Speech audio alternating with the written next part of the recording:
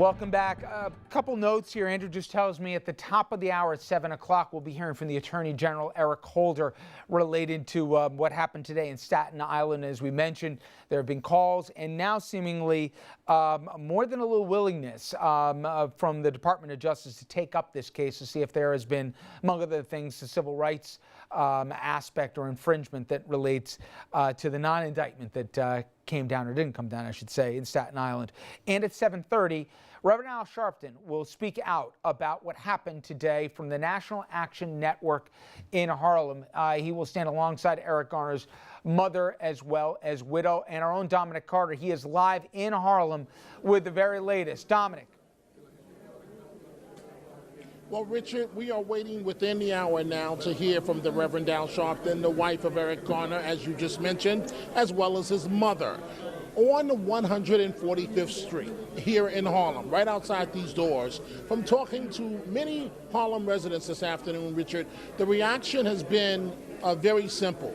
Folks have said consistently they're not surprised at what this grand jury has done, but in terms of clearing Officer Daniel Pantaleo, but at the same time, they have also said that they are shocked at the results.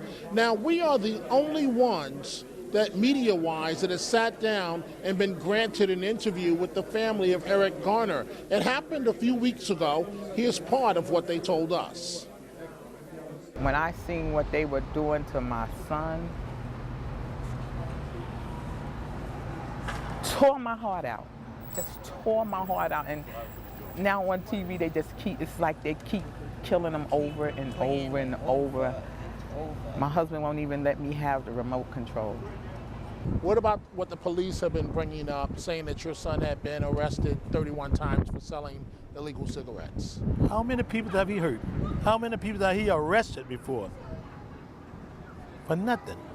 If he was sold cigarettes, so what? That don't mean he got to die behind that.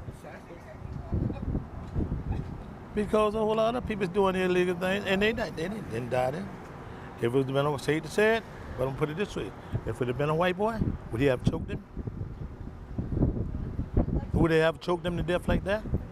Every person that touched my father on that ground needs to go to jail. And the person that actually took his last breath from him, I want him prosecuted. I want him to the fullest.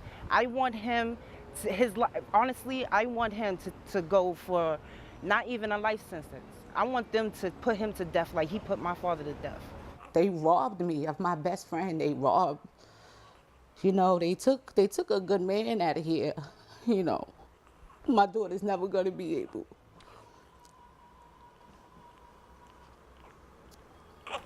to see him, you know. She's never gonna be able to walk with him and talk with him.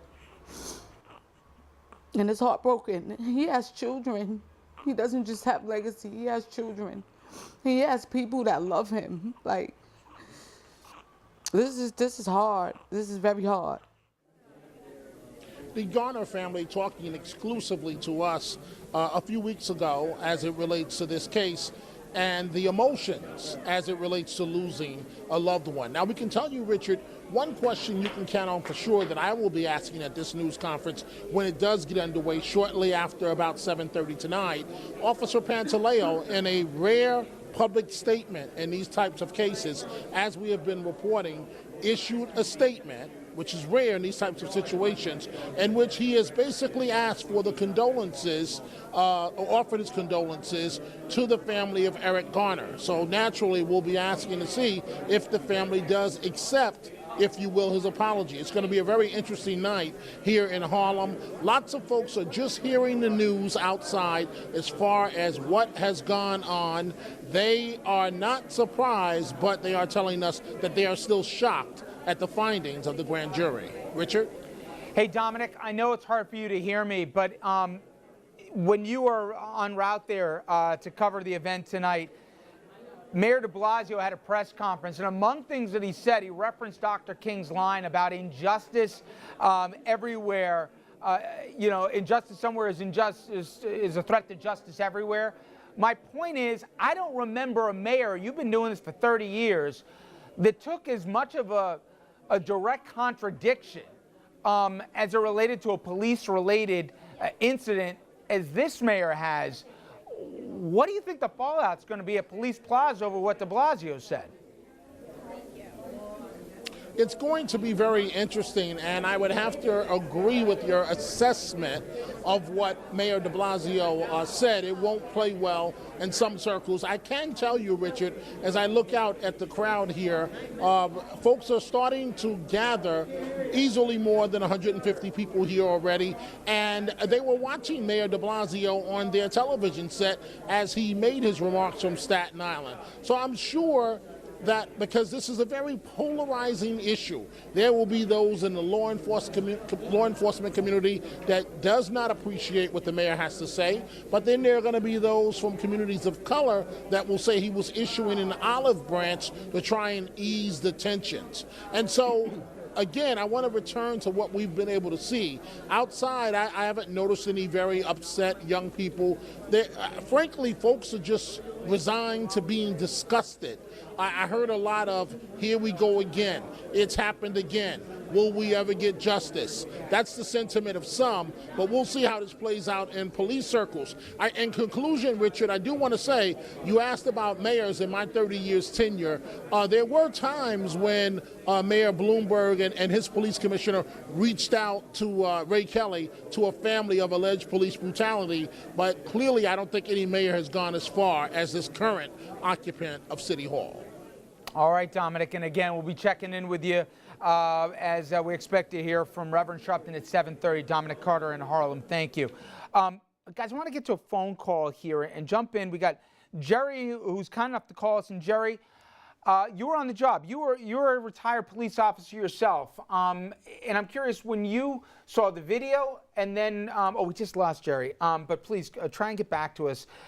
You heard what Dominic had to say, and again, that resignation that he spoke about.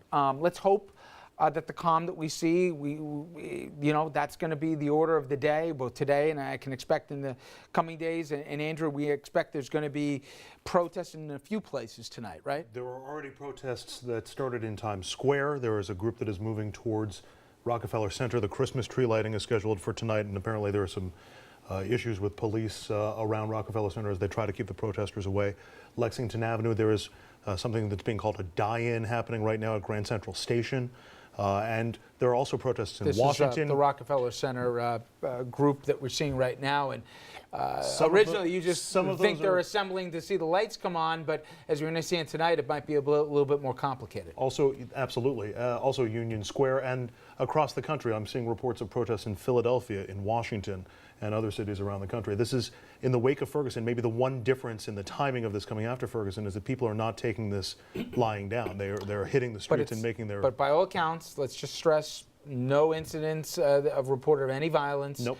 And we also understand, we wrote out to some folks at Police Plaza, the policy that the police, we understand, are going to do, and we believe they put more than 1,000 additional officers on patrol tonight, is they're going to let people protest, just like they did when they marched down the West Side Highway in the Verrazzano. As long as they're not burning cars and breaking windows and doing disturbance, they're going to let people vocalize what they will without fear of recriminations. I think that's probably smart policing, don't you think? Absolutely, and they called it a, a policy of tolerance and perhaps letting people go a little further than they otherwise would. Because the tensions and the emotions are so high. What has always struck me with the Garner family and in Ferguson as well, I am in awe of these families, because the families have always come out and called for peaceful protest. There was, I think, a family member to Mr. Garner who came out and said, "My father was a peaceful man, and I hope that everybody respects that memory." Yeah, a lot of attention this week focused on the stepfather, of Mr. Brown, and he said burn the bee down and stuff. But before that, for the immediate families there, in the Garner case, there has been a preach for comment. Jason, one of the things that we talked earlier, the Justice Department, we're going to hear at the top of the hour from Eric Holder, and while I was always led to believe, especially in the aftermath of Ferguson, it is so hard for the Justice Department to basically overrule or, in effect, find grounds that they couldn't even get an indictment on. But you've been looking at it a little closer, and you don't think the thresholds maybe are as high as a lot of people say they are. Well, it's certainly harder than a state prosecution that requires a negligent or reckless mens rea. But the Justice Department requires, under color of law, a police officer acting with unreasonable force willfully causes an injury. And I think here the key is the unreasonable force. There was, in my viewing of the video, there is no justification for that level of force. It was unreasonable under the totality of the circumstances that were confronted by Officer Pantaleo. We have Julio on the line right now. Julio, where are you calling us from? I'm calling you from New Jersey. And are you also a former or current law enforcement, is that right? Yes, I was.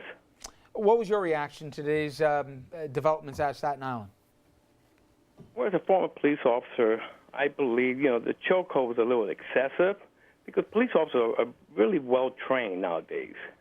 When you have like 5, 6, 7 police officers, you can take down a suspect with no problem. I believe there should never been no reason for him to grab him by the throat or anything like that. But for whatever reason he did, that's his decision. But no, I don't feel what he did was right. There's other ways to take down a suspect besides choking him. Julio, what's interesting, though, is it comes down to, what's the expectation of police? Now, Officer Pantaleo, I haven't heard anybody think that he set out that day that he's like, you know what, I want to kill somebody. And they tried to talk to Mr. Garner, who put up his hands. He never swung at him, but he didn't want to be arrested that day. We know what ensued. I think most people agree with you that if they had to do it over again, there was a better way that they could have handled the situation.